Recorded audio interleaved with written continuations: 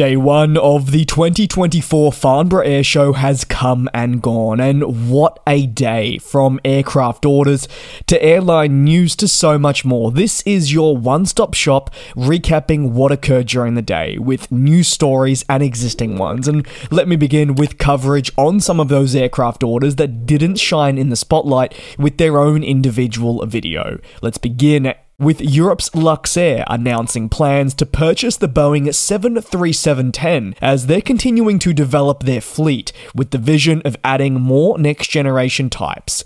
The purchase, which was unveiled on day one, includes just 4 aircraft, and again, for the high-capacity -10, and as part of the purchase, the airline says the 4 aircraft are broken up into 2 firm orders and options for 2 more, should they wish to activate these later down the line. The 737-10 has proved to be an optimal choice for airlines that are looking to boost their capacity in what is still a single-aisle plane, and maybe if they're not going ahead and selecting the alternative in the A321neo series at a European manufacturer and therefore rival Airbus. LuxAir says the aircraft purchase is also the natural progression of their continued commitment to the MAX, which stems from previous orders for the -7 and the -8. These variants are considered to be the more modest option for airlines wanting to add new planes. Speaking of the 737 MAX, well, it's going to have many benefits, with the Luxembourg-based carrier highlighting a 50% smaller noise footprint for landings at its home airport. Furthermore, the airline cites that the aircraft will be instrumental in lowering overall fuel use, emissions, and therefore operating costs, which will help keep it aligned with sustainability goals. The purchase of the 737-10 also boosts Boeing's backlog for a variant that among many has struggled to be certified. The 737-10's certification timeline is something that's been hard to lock down, as the plane maker has faced concerns of several elements in the business. This -10 that I speak of joins the -7 as the only 2 MAX planes yet to be certified. On a larger scale, you have the 777X, but obviously that plane is well out of reach for LuxAir. Once Boeing can deliver this -10 to the company, LuxAir plans to offer passengers a seat pitch of 30 inches at a minimum. Why is this important? Well, with this in mind, they say the aircraft can be configured to seat up to 213 passengers, with the variety of MAX variants ordered really going to offer them great degrees of flexibility long into the future.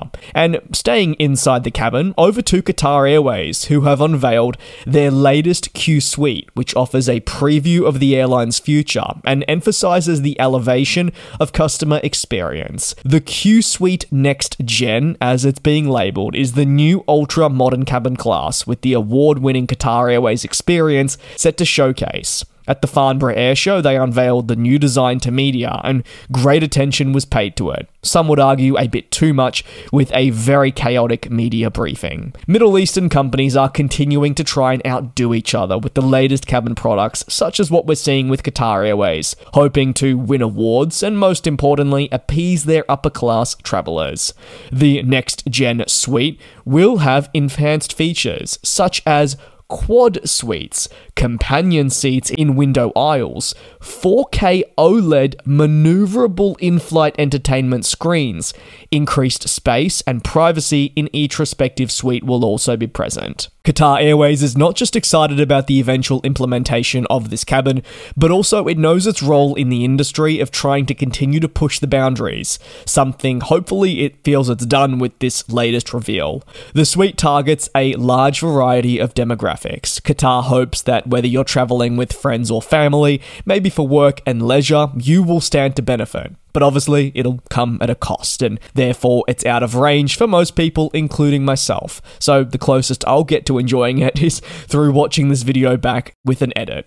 Adopting also taller, digitally controlled dividers with larger lie-flat double beds, a new quad suite like I touched on, and even a make my bed feature will allow travelers to probably for the first time enjoy a more customized travel experience that means they can tailor it to their needs. In terms of the implementation of this, well, the Qsuite Next Gen will debut on the 777-9 Once delivered and ready for commercial service, the airline cites in a release that it is hopeful for this to occur sometime in 2025, but obviously I don't need to tell you again that much of that timeframe will rest on Boeing's certification process and whether they will be able to attain their targets.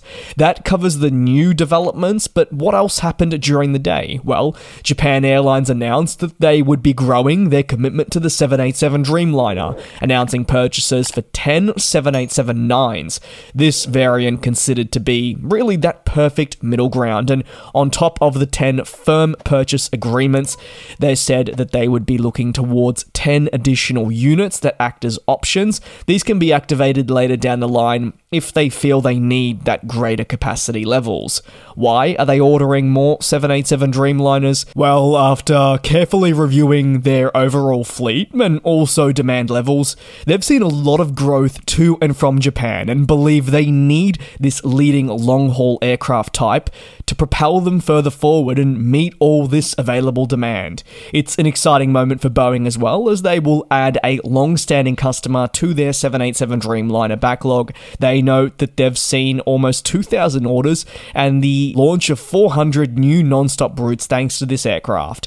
It'll be a plane we'll continue to see flying for decades to come. And it got more orders than just from Japan Airlines, with fellow Asian-based Korean Air announcing an absolutely mammoth order for not just the 787 Dreamliner, but also the 777X. If you're after the exact specifics, well, they committed to 20 777-9s and up to 20 of the largest 787-10s, including options for 10 more units, should the airline, again in the same case as Japan Airlines, wish to activate these. The first 777X is expected to be delivered in 2028. This delivery timeframe is going to factor in that variant's uncertified nature. But because we've seen the FAA jump aboard the plane for flight testing to commence, obviously Boeing's heading in the right direction and customers are at the very least pleased with that. National Airlines, in a day very much dominated by Boeing, announced that they would be boosting their freighter fleet by taking on 4 777Fs to complement their 747 freighter. Deliveries would begin in 2025, with the final units expected sometime in 2026. And while this is not for the 777-8F, the company didn't rule that out as eventually being a long-term 747F replacement. What else happened? Well, Drukair was really the only noteworthy deal for Airbus during the day, as they announced an MOU for a total of 5 aircraft that would be spread across the A320neo and of course the upcoming A321XLR, but these planes will not be delivered until 2030 onwards. So obviously we still have 6 years before they arrive, and what was fascinating to see was this company also identify where it wanted to fly these planes, and that included to markets such as Australia. And that was day one at the 2024 Farnborough Airshow. There was more developments that I'll be getting into in more videos, but these were some of the largest headlines, and if you have any thoughts on the topics that I covered, well, you can leave them down below in the comments. Thank you very much for your support here on day one.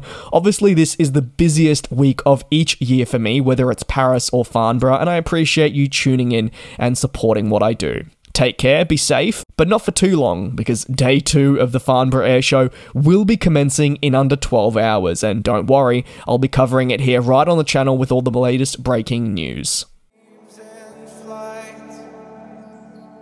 And we'll fly.